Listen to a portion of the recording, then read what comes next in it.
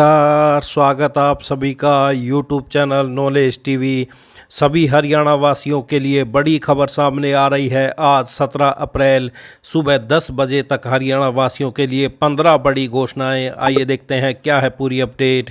हरियाणा की छोटी से बड़ी जानकारी, योजना, घोषणा, आदेश, निर्णय, मौसम, सभी की जानकारी के लिए यूट्यूब चैनल नॉलेज टीवी को सब्सक्राइब जरूर कर लें। तो चलिए देखते हैं हरियाणा आज 17 अप्रैल 8 मिनट में 15 बड़ी खबरें, घोषणा, ऐलान। पहली बड़ी घोषणा, हरियाणा में 1 लाख रुपए में दिए जाएंगे 30 गज के प्लाट। 2.5 लाख की सब्सिडी भी देगी सरकार। तो कैसे करें आवेदन? हरियाणा सरकार मुख्यमंत्री शहरी आवास योजना के तहत गरीब परिवारों को 1 लाख रुपए में 30 गज का प्लाट देगी। 1,80,000 रुपये तक की सालाना आय वाले परिवार 30 अप्रैल तक आवेदन कर सकते हैं।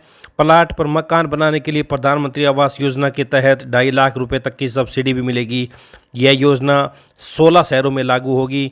शहरों में 16,000 गरीब परिवारों को 1 लाख रुपए में मिलेगा 30 गज का प्लाट। 16 शहरों में आवास योजना। सभी को आवास विभाग ने प्लाटों के आवंटन के लिए गरीब परिवारों से आवेदन मांगे हैं।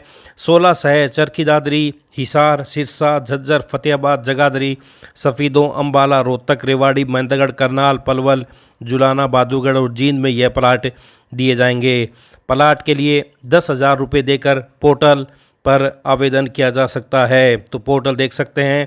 विशेष बात यह है कि प्लाटों के आवंटन में घुमंतु जाति के परिवारों को प्राथमिकता दी जाएगी। तो कम किराए पर भी ले सकेंगे मकान। प्रदेश सरकार प्रधानमंत्री आवास योजना शहरी के तहत शहरों में प्रवासियों, असंगठित क्षेत्र के श्रमिकों और आर्थिक रूप से कमजोर वर्ग के लोगों के लिए अफोर्डेबल रेंटल हाउस योजना शुरू करने जा रही है। जो अपना घर नहीं खरीदना चाहते हैं, ऐसे परिवार को किराए पर सस्ते मकान उपलब्ध कराए जाएंगे। सोनीपत से पायलट परियोजना शुरू होगी, जहां विभिन्न सेक्टरों में लगभग 1600 फ्लैटों को 25 वर्षों के लिए रियायती दरों पर किराए पर दिया जाएगा।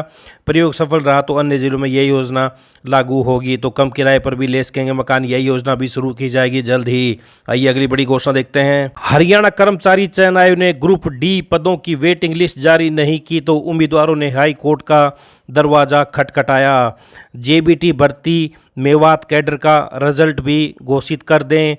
तो वहीं याचिका में ग्रुप डी वेटिंग लिस्ट जारी करने का किया था आग्रह। तो वहीं पुलिस सिपाही के 5600 पदों की भर्ती प्रक्रिया भी शुरू की जाए। तो ये सभी मांगे हैं। तो हाई कोर्ट का दरवाज़ा खटखटाया है उम्मीदवारों ने।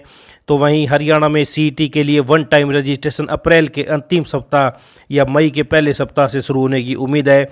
वन टाइम रजिस्ट्रेशन के लिए जारी होने वाले विज्ञापन को दिया जा रहा है अंतिम रूप।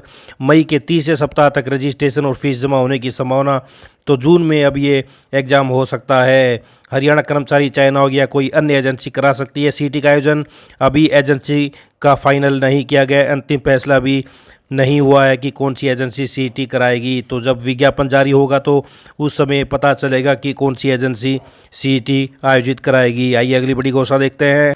पंजाब और हरियाणा हाईकोर्ट ने एक महत्वपूर्ण आदेश में कहा कि दूरस्थ शिक्षा, डिस्टेंस लर्निंग के माध्यम से प्राप्त शैक्षणिक योग्यताएं, चाहे वह डीम्ड यूनिवर्सिटी, प्राइवेट संस्थान या राज्य विश्वविद्यालय से क्यों न हो, वैध मानी जाएंगी। हालांकि कोर्ट ने यह भी स्पष्ट किया कि ऐसी डिग्रियों का सत्यापन संबंधित सरकारी विभाग या विश्वविद्यालय अनुदान आयोग द्वारा किया जाना आवश्यक होगा।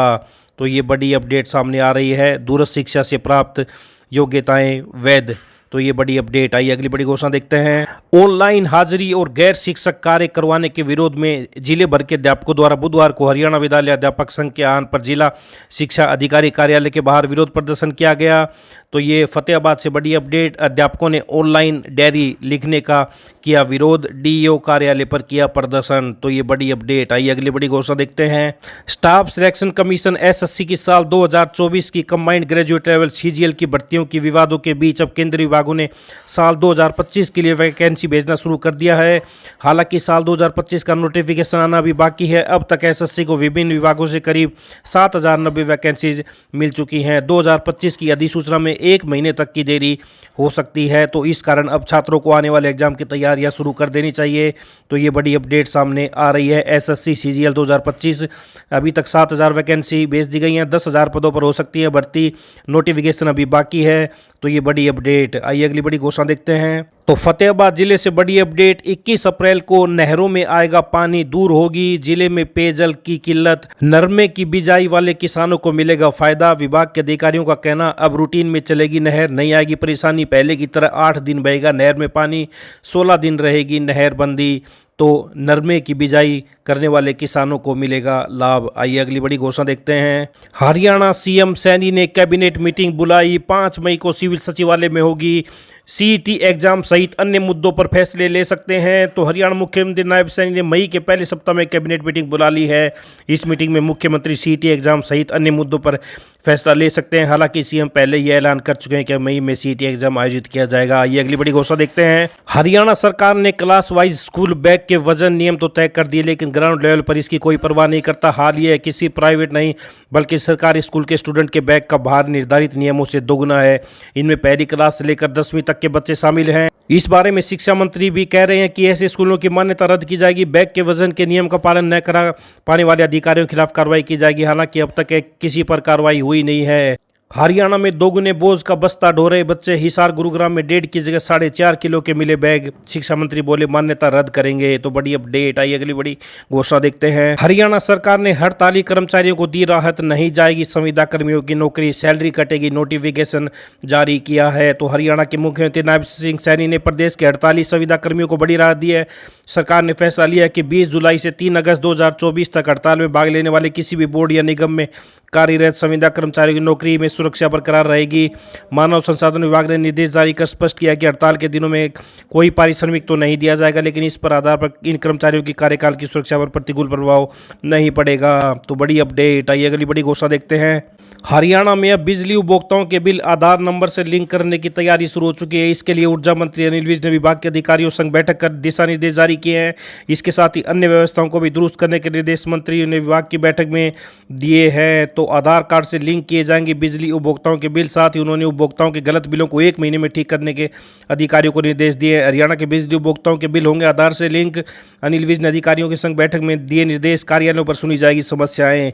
आइए अगली बड़ी घोषणा देखते हैं। मेडिकल स्टाफिंग में कमी को पूरा करने के लिए Pandit BD Sharma University of Health Sciences Rohtak UHSR ने पीजीआईएमएस और Post Graduate Institute of Dental Sciences PGIDS में 56 विषयों में 175 सीनियर रेजिडेंट ट्यूटर्स की भर्ती की घोषणा की है।